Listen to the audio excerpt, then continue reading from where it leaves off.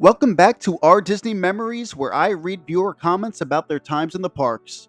I did this once before when I first started making long form videos, and honestly, it didn't go so well. But this is something I always wanted to incorporate into my channel, and hopefully you guys enjoyed enough that I can make it a part of the regular rotation. And if you would like to participate in the next video, all you have to do is leave a comment about your favorite Disney memory. Or if you've never been, feel free to ask a question. But let's get into our first comment. The first one I'll read is from Daniel, as he commented on my top 10 worst queues video, saying not having Slinky Dog Dash on this list is absolutely criminal. It's always 70 minutes and it's always in the hot sun with nothing to do whatsoever. So I always respond to comments, and I did so with Daniel as well as everyone else in this video. But I do agree with Daniel 100% in his comment. But I still don't think the line is as bad as maybe a Spaceship Earth or a Jungle Cruise. I do like the life-size toys and game pieces that are in this queue, and I think that attention to detail is enough to keep Slinky Dog Dash out of the top 10. If I did extend this list to maybe the top 15 queues, you'd probably see Slinky Dog Dash on that list.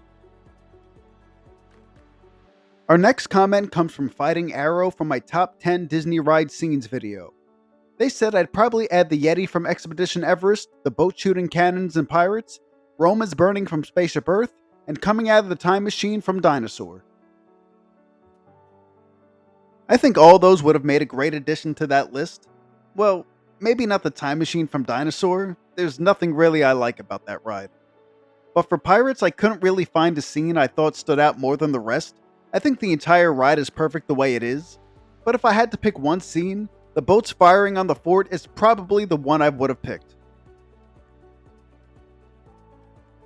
I did contemplate putting the Yeti from Expedition Everest on that list, but there's really nothing I take off in favor for that scene. But the closest one I was putting onto that video was Roma's burning from Spaceship Earth. Ultimately, I went a different direction because the scene itself is just a pile of rubble, with the smell being the most memorable part. But let me know in the comments if you're down for top 10 Disney smells video.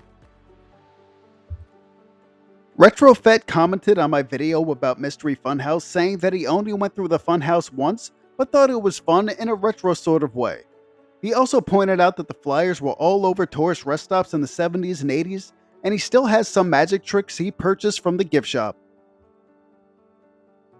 I literally just called my mom to ask her about the first time they went to Mystery Funhouse. She said before I was born they were staying in a hotel in Orlando and saw billboards for it all over the place, so they decided to give it a try. Ever since then, going to see the wizard became a family tradition on rainy days.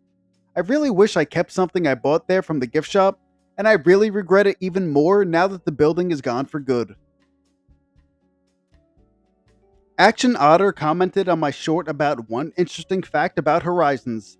He said he's really enjoying information on Horizons, and even took a virtual ride on it. Comments like this is why I made this channel in the first place. A lot of people who aren't park fans don't know these older attractions even existed, and younger fans who were too young to experience how amazing these rides truly were can at least get a first-hand account.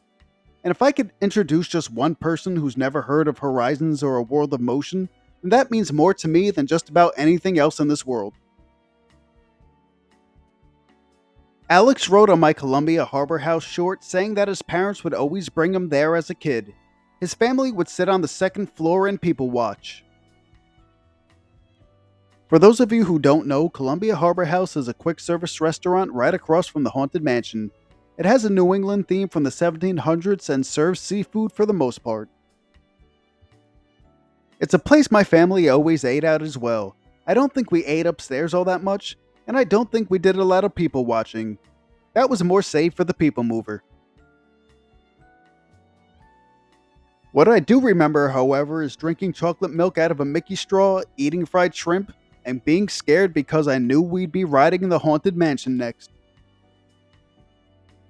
Kali commented on my Disney Adults video asking, "How did you learn to appreciate the new memories you are creating? I love going to the parks now that my son is older, and he could enjoy the rides a little bit more. I even find myself enjoying the rides I usually wouldn't go on just for him." So this response will need some context.